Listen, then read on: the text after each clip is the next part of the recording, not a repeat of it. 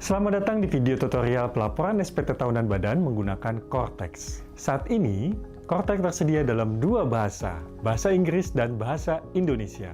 Pada video ini kita akan membahas satu alur pembuatan SPT tahunan badan dalam menu Cortex berbahasa Indonesia.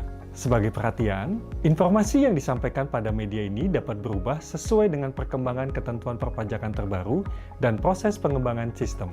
Tutorial ini akan menjelaskan tentang tata cara pengisian SPT tahunan badan yang bergerak di bidang usaha perbankan dengan tahun buku Agustus sampai dengan Juli.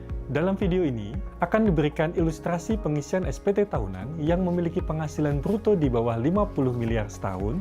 Penghasilan usaha terdiri dari penghasilan final, yaitu sewa tanah dan bangunan, dan non-final dari kegiatan usaha perbankan.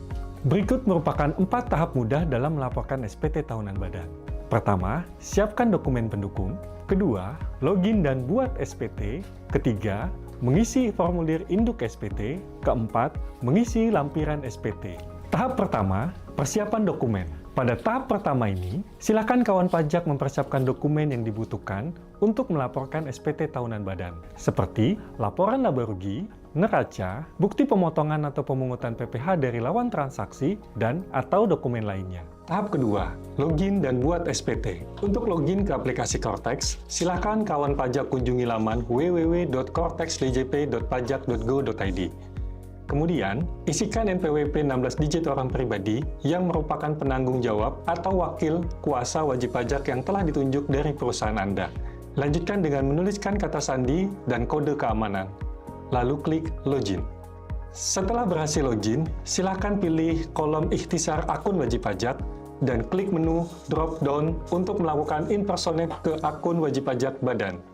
Apabila sudah muncul informasi ini di bagian atas, maka berarti proses impersonated ke akun wajib pajak badan telah berhasil. Dan saat ini, kawan pajak telah berperan sebagai wajib pajak badan yang diwakili. Tahap ketiga, pengisian formulir induk SPT. Untuk melakukan pelaporan SPT tahunan badan, silakan kawan pajak pilih modul surat pemberitahuan SPT. Lalu pilih menu surat pemberitahuan SPT. Pada bagian konsep SPT, silakan kawan pajak klik buat konsep SPT.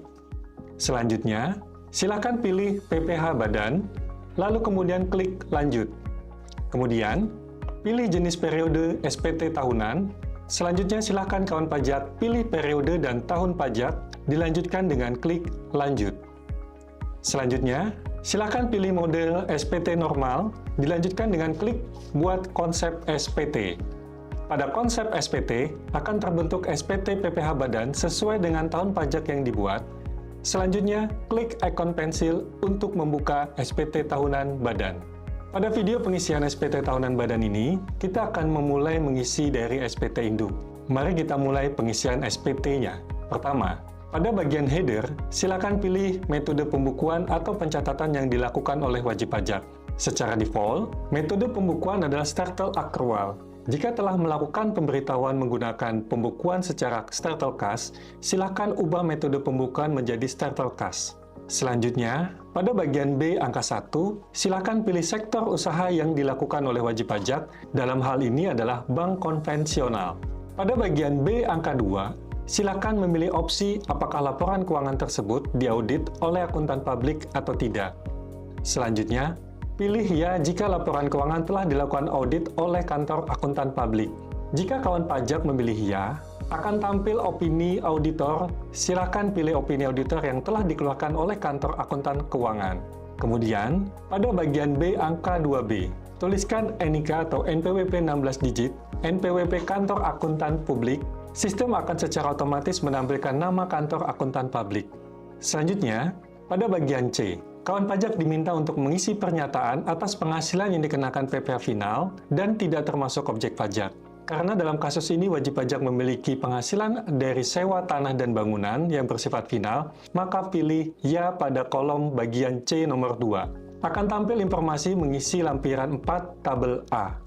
Selanjutnya, karena dalam kasus ini kawan pajak menerima penghasilan yang tidak termasuk objek pajak, maka pilih ya, dan akan tampil informasi untuk mengisi lampiran 4 tabel B. Sedangkan, untuk pertanyaan nomor 1A, pilih tidak. Selanjutnya, pada bagian B, kawan pajak diminta untuk mengisi pernyataan atas perhitungan PPh. Pada bagian D angka 5, isi ya jika kawan pajak memperoleh fasilitas perpajakan dalam rangka penanaman modal berupa pengurangan penghasilan neto dan akan tampil notifikasi untuk mengisi lampiran 13A. Jika tidak memiliki fasilitas, silakan pilih tidak. Selanjutnya, pada bagian D nomor 6, isi ya jika kawan pajak memperoleh fasilitas pengurangan penghasilan bruto untuk kegiatan praktik kerja, pemagangan, dan atau pembelajaran dalam rangka pembinaan dan pengembangan sumber daya manusia berbasis kompetensi tertentu dan akan tampil notifikasi mengisi lampiran 13B, tabel A, dan B. Jika tidak memiliki fasilitas, silakan pilih tidak. Selanjutnya, pada bagian D angka 8, isi ya jika kawan pajak terdapat kerugian fiskal yang dapat dikompensasikan dan akan tampil notifikasi untuk mengisi lampiran 7. Jika tidak memiliki kerugian fiskal yang akan dikompensasikan, silakan pilih tidak. Selanjutnya, pada bagian D angka 10, isi ya jika kawan pajak memperoleh fasilitas pengurangan penghasilan bruto untuk kegiatan penelitian dan pengembangan, dan akan tampil notifikasi untuk mengisi lampiran 13B, tabel C, dan D. Jika tidak memiliki fasilitas, silakan pilih tidak. Selanjutnya, pada bagian D angka 11, silakan kawan pajak memilih tarif pajak yang digunakan dengan mengklik drop-down pada kolom PPh terutang. Jika kawan pajak memiliki penghasilan di atas 50 miliar setahun, silakan pilih tarif ketentuan umum pasal 17 ayat 1 huruf B Undang-Undang PPh. Namun, jika kawan pajak memiliki penghasilan bruto di bawah 50 miliar setahun, silakan pilih tarif fasilitas pasal 31E ayat 1 Undang-Undang PPh dan akan terdapat informasi untuk mengisi lampiran 8. Selanjutnya, pada bagian E, kawan pajak diminta untuk mengisi pernyataan atas pengurangan PPh terutang. Pada bagian E angka 13, isi ya jika kawan pajak memiliki kredit pajak yang dibayar di luar negeri dan atau dipotong atau dipungut oleh pihak lain, dan akan tampil notifikasi untuk mengisi lampiran 3. Jika tidak memiliki, silakan pilih tidak. Pada bagian E angka 15, silahkan kawan pajak menuliskan jumlah pokok pajak jika memiliki surat tagihan pajak PPh pasal 25. Pada bagian E angka 16, isi ya jika kawan pajak memiliki fasilitas pengurangan PPh badan dan akan tampil notifikasi untuk mengisi lampiran 13C. Jika tidak memiliki fasilitas, silakan pilih tidak. Selanjutnya, pada bagian F, kawan pajak diminta untuk mengisi pernyataan PPh kurang atau lebih bayar. Pada bagian F angka 17B, isi ya jika kawan pajak memiliki surat keputusan persetujuan pengangsuran atau penundaan pembayaran. Jika tidak memiliki, silakan pilih tidak. Pada bagian F angka 18A, akan tervalid otomatis nilai jika SPT wajib pajak berstatus lebih bayar. Selanjutnya, proses pengembalian pajak akan dipilih pada bagian F angka 19A dengan memiliki proses pemeriksaan atau pengembalian pendahuluan. Selanjutnya, pada bagian G, kawan pajak diminta untuk mengisi pernyataan perhitungan angsuran PPh pasal 25 tahun berjalan jika kawan pajak merupakan wajib pajak tertentu yang harus menyampaikan laporan perhitungan angsuran PPh pasal 25 dan ada informasi untuk memastikan telah melaporkan SPT PPh pasal 25, namun jika bukan, silakan pilih tidak. Selanjutnya, pada bagian H, kawan pajak diminta untuk mengisi pernyataan transaksi. Pada bagian H angka 21A, pilih ya jika kawan pajak terdapat transaksi dengan pihak yang memiliki hubungan istimewa atau dengan pihak yang merupakan penduduk tax haven country. Kemudian, akan tampil notifikasi untuk melampirkan lampiran 10A, 10B, dan 10C. Namun, jika tidak memiliki, silakan pilih tidak. Pada bagian H angka 21B, pilih ya jika kawan pajak berkewajiban menyampaikan dokumen tertentu harga transfer, kemudian akan tampil notifikasi untuk mengisi lampiran 10D. Namun, jika tidak memiliki, silakan pilih tidak. Pada bagian H angka 21C, pilih ya jika kawan pajak terdapat penanaman modal pada perusahaan afiliasi, kemudian akan tampil notifikasi untuk mengisi lampiran 2 tabel B. Namun, jika tidak memiliki, silakan pilih tidak.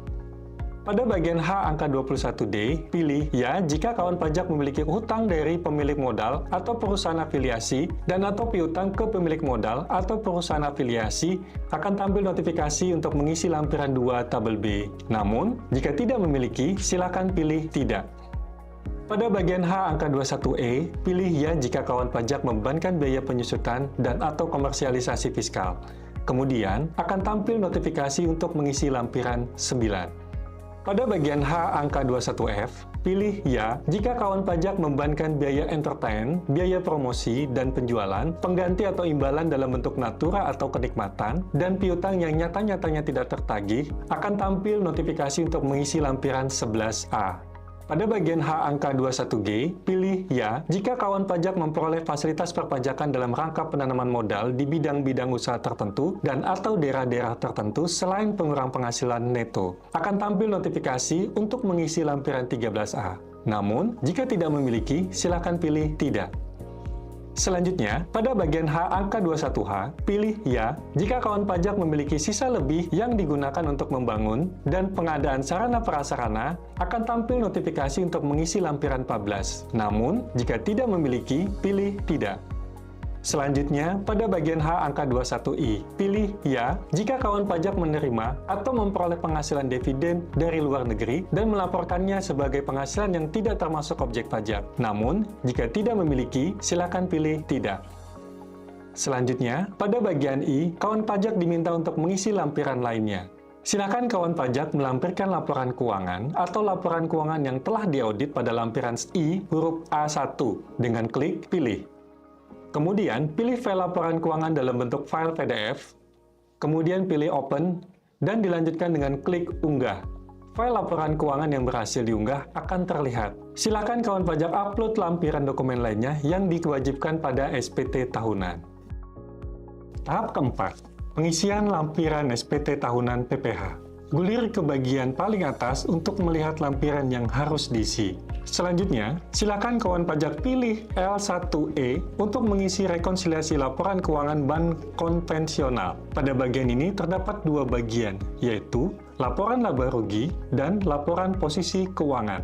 Pada bagian laporan laba rugi, silakan pilih tanda pensil untuk mengisi akun laporan keuangan. Untuk saat ini, silakan pilih tanda pensil pada akun pendapatan bunga rupiah. Pada bagian ini, kawan pajak diminta untuk mengisi nominal transaksi pada akun pendapatan bunga rupiah.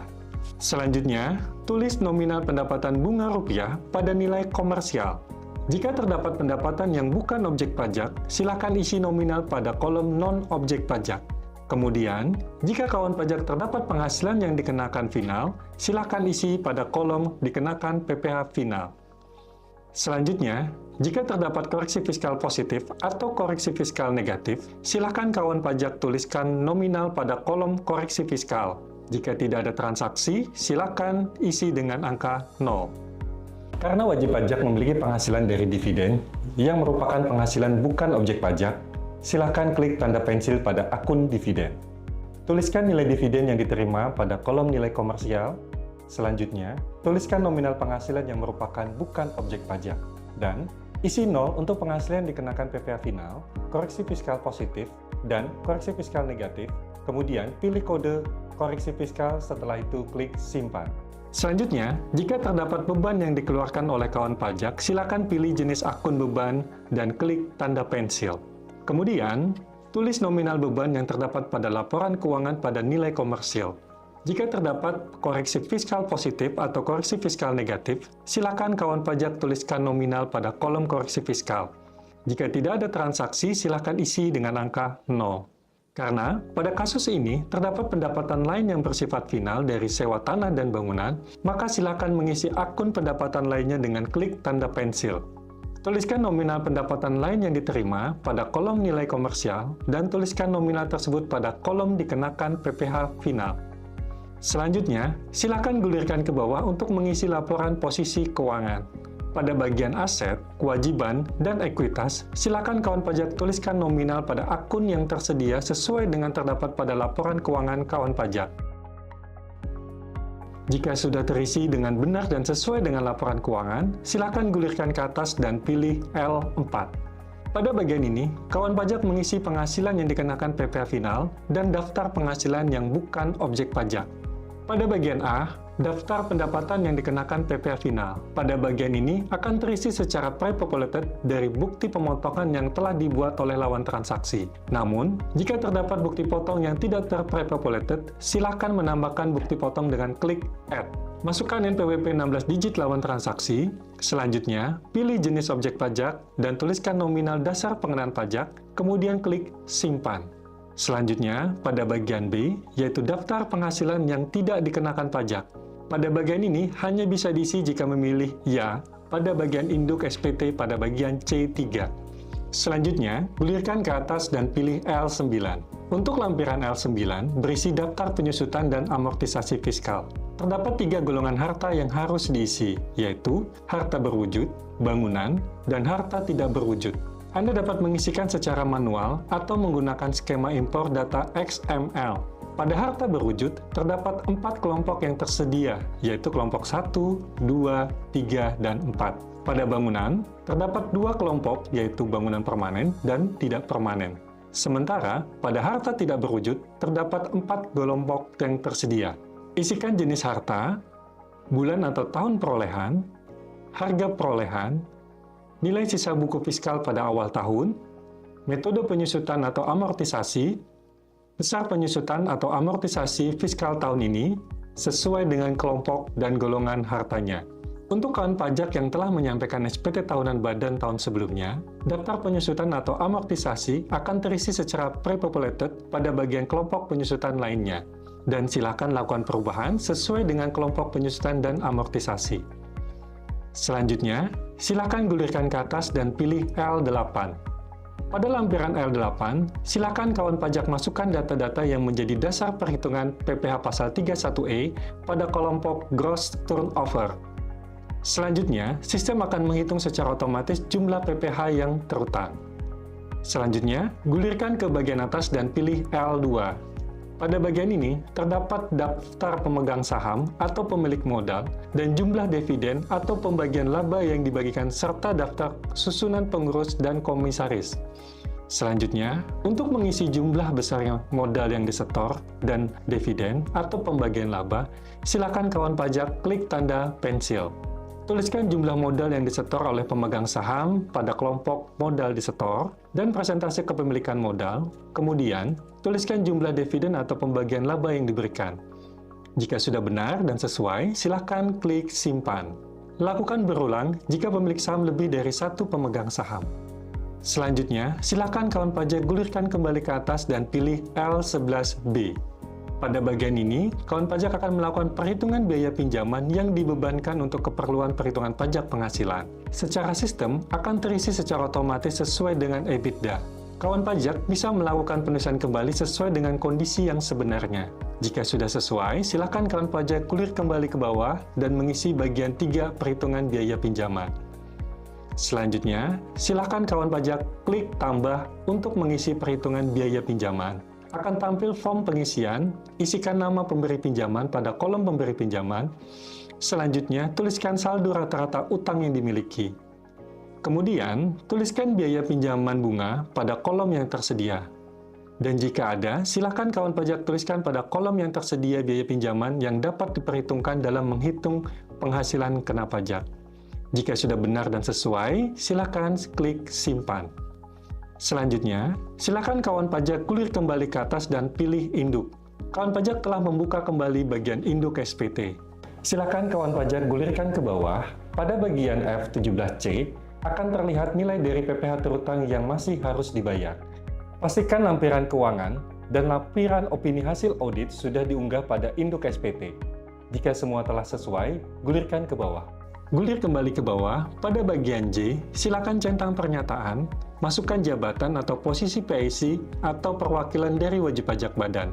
Pastikan semua data telah sesuai, lalu klik Bayar dan Lapor. Sistem akan memberikan notifikasi apakah wajib pajak ingin melunasi pajak yang terutang menggunakan deposit pajak. Jika memiliki saldo deposit yang mencukupi, atau melalui pembuatan kode billing, silakan pilih salah satu metode pembayaran.